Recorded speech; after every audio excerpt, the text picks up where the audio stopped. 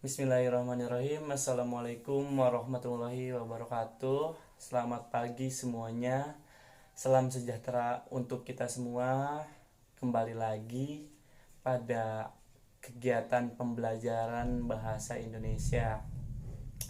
Sebelum kita memulai kegiatan pada pagi hari ini, alangkah baiknya berdoa terlebih dahulu agar kegiatan hari ini dapat berjalan dengan lancar. Berdoa menurut kepercayaan masing-masing, berdoa dimulai. Berdoa selesai. Oke, baik. Sebelum Bapak mulai kegiatan pada pembelajaran hari ini, Bapak akan absen terlebih dahulu. Yang pertama, Andini hadir. Oke. Agil, oke.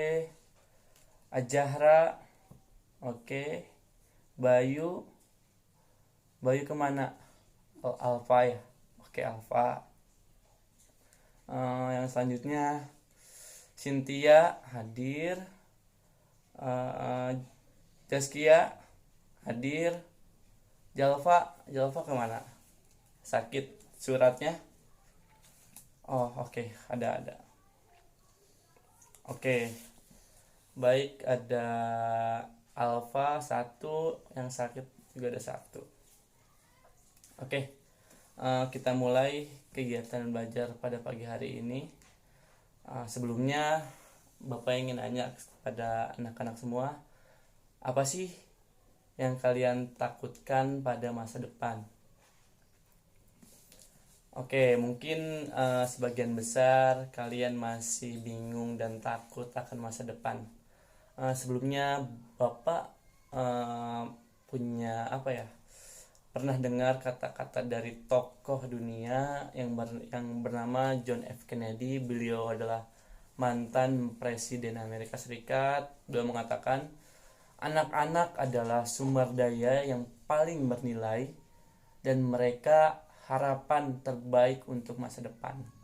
Nah, apa artinya itu? Yang berarti kalianlah yang akan meneruskan masa depan bumi ini, masa depan negara ini.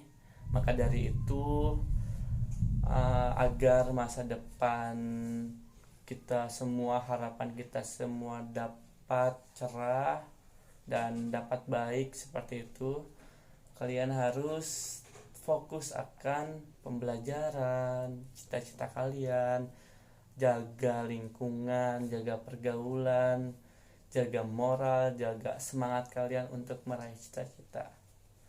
Mungkin gitu saja ya motivasi dari Bapak. Yang selanjutnya Bapak akan menjelaskan mengenai kompetensi inti dan kompetensi dasar. Baik, Bapak akan membacakan kompetensi inti terlebih dahulu ya. Yang pertama ada kompetensi inti 1 yang yaitu menghayati dan mengamalkan ajaran agama yang dianutnya. Yang kedua, memahami, menerapkan, menganalisis pengetahuan faktual, konseptual, prosedural, dan metakognitif berdasarkan rasa ingin tahunya tentang ilmu pengetahuan, teknologi, seni, budaya, dan humaniora dengan wawasan kebangsaan, kenegaraan, dan peradaban terkait penyebab fenomena dan kejadian, serta menerapkan pengetahuan pada bidang kajian yang spesifik sesuai dengan bakat dan minatnya untuk memecahkan masalah. Itu untuk kompetensi 2. Yang selanjutnya adalah kompetensi inti 3 adalah memahami, menerapkan, dan menganalisis pengetahuan faktual, konseptual, prosedural, dan metakognitif berdasarkan rasa ingin tahunya tentang ilmu pengetahuan, teknologi, seni budaya, dan humaniora dengan wawasan kemanusiaan, kebangsaan, kenegaraan, dan peradaban terkait penyebab fenomena dan kejadian, serta menerapkan pengetahuan prosedural pada bidang kajian yang spesifik sesuai dengan bakat dan minatnya untuk memecahkan masalah. Yang selanjutnya, kompetensi inti 4 adalah mengolah, menalar, dan menyaji dalam ranah konkret dan ranah abstrak terkait dengan pengembangan dari yang dipelajarinya. Di sekolah secara mandiri, bertindak secara efektif dan kreatif, serta mampu menggunakan metode sesuai kaidah keilmuan. Itu yang ada pada kegiatan pembelajaran bahasa Indonesia kompetensi inti. Yang selanjutnya ada kompetensi dasar, teks prosedur. Untuk 3.1, mengorganisasikan informasi berupa pernyataan-pernyataan umum dan tahapan-tahapan dalam teks prosedur. Untuk 4.1, merancang pernyataan umum dan tahapan-tahapan dalam teks prosedur dengan organisasi yang tepat secara lisan dan tulis. Yang selanjutnya, kompetensi dasar 3.2, menganalisis struktur dan kebahasaan teks prosedur. Yang 4.2, mengembangkan teks prosedur dengan memperhatikan hasil analisis terhadap isi, struktur, dan kebahasaan. Oke, itu adalah kompetensi dasar teks prosedur yang tadi Bapak bacakan dari kompetensi inti dan kompetensi dasar. Oke, kita langsung saja ke materi karena waktu sudah makin terkikis anak-anak. Oke, di sini ada apa itu pengertian dari teks prosedur. Teks prosedur adalah teks yang berisi cara, tujuan untuk membuat atau melakukan sesuatu hal dengan langkah demi langkah yang tepat secara berurutan, sehingga menghasilkan suatu tujuan yang diinginkan. Oke. Teks prosedur biasanya terdapat pada tulisan yang mengandung cara atau tips tutorial melakukan langkah tertentu.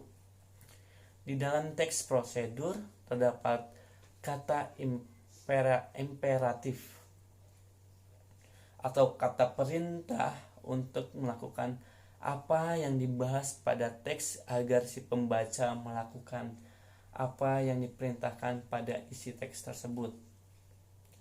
Nih, misalnya anak-anak sedang mencari tulisan atau cara memutihkan wajah melalui internet. Nah, pada teks tulisan tersebut akan ada cara ataupun langkah bagaimana caranya itu untuk memutihkan wajah anak-anak semuanya sehingga menghasilkan kulit kalian menjadi putih, bersih, apa yang kalian inginkan nantinya. Nah, cara tersebut disajikan melalui langkah demi langkah secara berurutan agar si pembaca mampu mengikuti tutorial yang disajikan. Seperti itu. Oke, sejauh ini pada pengertian teks prosedur, apakah anak-anak ada yang ingin ditanyakan ataupun kurang dapat dipahami seperti itu? Oke, semuanya paham ya apa yang telah Bapak jelaskan tadi mengenai pengertian teks prosedur. Kita lanjut kepada materi yang selanjutnya, ada struktur teks prosedur. Di sini yang pertama adanya tujuan teks prosedur. Tujuan pada teks prosedur adalah pengantar umum sebagai penanda apa yang akan dibuat atau dilakukan dan motivasi dalam melakukannya, seperti itu. Yang selanjutnya adanya bahan dan alat, yaitu berisi mengenai rincian bahan dan alat yang digunakan dengan ukuran yang akurat. Yang selanjutnya adanya langkah-langkah, berisi langkah melakukan sesuatu dengan urut secara bertahap. Yang terakhir adanya penutup, berisi penekanan pada keuntungan dan ucapan selamat melakukan sesuatu, seperti itu. Mungkin struktur teks prosedur ini hanya sedikit dan kalian semoga dapat memahaminya dengan mudah. Baik, kita lanjut pada ciri-ciri teks prosedur. Yang pertama adanya menggunakan pola kalimat perintah atau imperatif. Kalimat perintah merupakan kalimat yang mengandung makna meminta atau memerintah seseorang untuk melakukan sesuatu. Contohnya, yang pertama ada tolong matikan keran air itu. Nah, kalimat tolong dan matikan ini adalah kalimat perintah. Yang kedua, jangan membuat ribut anak-anak. Nah, itu pun termaksud kalimat perintah. Selanjutnya adanya menggunakan kata kerja aktif. Kata kerja yang memberikan suatu tindakan kepada objeknya. Contohnya, menyiram dan membungkus. Itu adalah kata kerja aktif. Selanjutnya adanya menggunakan kata penghubung atau konjungsi untuk mengurutkan kegiatan. Kata penghubung yang menyatakan waktu kegiatan yang hadir dan bersifat kronologis. Contohnya, selanjutnya, dan berikutnya. Itu adalah contoh dari kata penghubung ataupun konjungsi yang bersifat kronologis, seperti itu. Selanjutnya adanya menggunakan kata keterangan untuk menyatakan rincian waktu, tempat, dan cara yang akurat. Gunanya menambahkan atau memberi keterangan pada kata lain. Contohnya, ibu mengisi lobak menggunakan pisau yang tajam. Yang kedua, ibu menyiram bunga dengan tangki air miliknya. Seperti itu. Selanjutnya adanya menggunakan kalimat langsung dan tidak langsung. Yang terakhir, menggunakan kalimat saran dan larangan. Seperti itu untuk ciri-ciri teks prosedur anak-anak. Oke, sejauh ini sebelum Bapak tutup dan Bapak kasih tugas bagi anak-anak, apakah ada yang ingin ditanyakan? Alhamdulillah ya, paham semuanya.